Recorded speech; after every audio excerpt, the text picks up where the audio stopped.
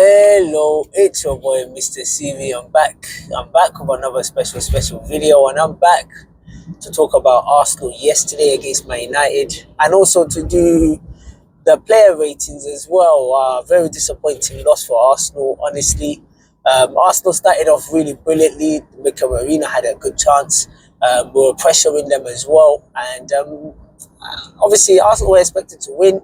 Man United literally parked the bus, really. They played on a counter-attack and tried to hit Arsenal on the break, but they didn't really do much, really. First off, they were so non-existent. And then, obviously, what did I say about Bruno Fernandes? I said, this guy is a wonderful player. Like, if Arsenal had Bruno Fernandes, we would have won this league because we needed a goal-scoring midfielder. And one thing that Bruno Fernandes has more than Odegaard is his eye for goal, and he scores a lot of goals as well for a midfielder, man. His numbers he puts up is crazy. It's just that he plays for Man United in such a rubbish team. And it reminds me of Ozil. I remember when Ozil was at Arsenal, I know a lot of people were criticizing him a lot, or this and that, but the team he was playing in was absolutely awful, man. And if he had a better team or better players around him, honestly, would have done a lot more than he did. But anyways, Declan Rice to the rescue, and honestly, I don't know what is up with Arsenal, man. But Arsenal are down, and Mikel Arteta is starting to get questioned now because he feels as if Arsenal are going a bit backwards. And I was having an argument with someone that I played tennis with a couple of days ago, where I was saying to him that, look, I know Arsenal are going to go and try and buy players, which is fine, which is brilliant.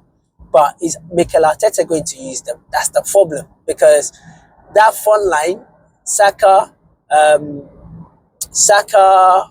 Havertz, and Trossard or Martinelli, that's probably it. So if we buy any more attackers, are they going to be used? That's a real big £1 million question. So, but if he had players like Kudus, for example, where he can literally play as a centre-attacking midfielder, with Odegaard being on the bench, or even Nwaneri could have played some games at CA as centre-attacking midfielder, and then Odegaard could have rested, or Saka could have rested, then he could have. But I don't know, Mikel Arteta is not using his players, and the problem is because he's not using his players like Smith Rowe, Reece Nelson, Nketiah. That's why these guys ended up leaving. Even look at Tudor Obi. He ended up leaving as well because of similar reasons, and we could have done with him actually up front. But anyways, it is what it is. Arsenal lost, and title hopes it is gone down the drain again. And I'm saying to myself, look, I say give Mikel Arteta one more season, and then after that season, I say, look, remove sentiments, man, remove sentiments, and literally, because it's the hopes that kills. We're hoping last 2 seasons. We hoped. I started this YouTube channel because I hoped as well that Arsenal was going to win the league. And then on top of that, that would ginger me to do more of the YouTube channel. But nah, another season, third season in a row now. Very close. We're going to be close. And we finished second, man. Not good enough. Not good enough. Now we need someone that's going to break that line. It's like the England job. They keep doing well. They keep going to finals. But they never get over the line. And now, obviously, it's tough. It's tough. But I say give Arteta one more season. I say he's done really well as an Arsenal fan, as an Arsenal team, from where we came, or from where we are to where we are now. He's done really well, but I think he's taken up so far, and I think we need someone else that will be able to get us over that line. But I say give him one more season. So let me do the player rating. So David Villa, really good in goal, and honestly made fantastic saves as well. Kept us in it during the last. Kept us in it. And 8 out of 10, brilliant. And the save as well he made late on, and even to get that rebound, fantastic. Timber did really well, good going forward, and was always trying to get in behind Man United's defense. 7 out of 10. Saliba did really well as well. Booked Boss Zerks. He didn't really give him a sniff, to be honest with you. And but honestly, the attack was just dead. That was just all, man. Megaless, literally unbothered, untroubled in the first half.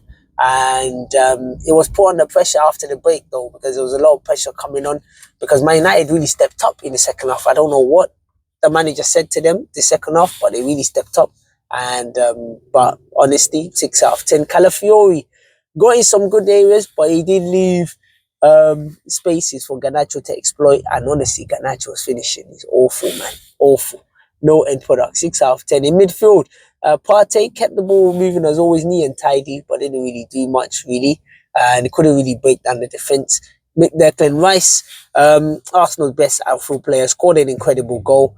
And fantastic block against Oiland, which looked like it's definitely going to be a certain goal. And I'll give him 8 out of 10. Odegaard played well, played a couple of time, played a couple of balls, but honestly, when we needed Odegaard to step up this season, he knows, we know he can do much better. He knows he's not been good enough. So, listen, I'm not going to get on his back because he's still one of our best players, still our captain. But this season, he's not been his usual best. And but I'll still give him a 7 out of 10. Up front, Ethan Wanyeri did okay in the match, 5 out of 10. Was all right, didn't really do much like we expected him to, and there was a lot of pressure coming on him as well. And but he didn't really do much. Mikel Merino, similar as well, 5 out of 10, didn't really do much.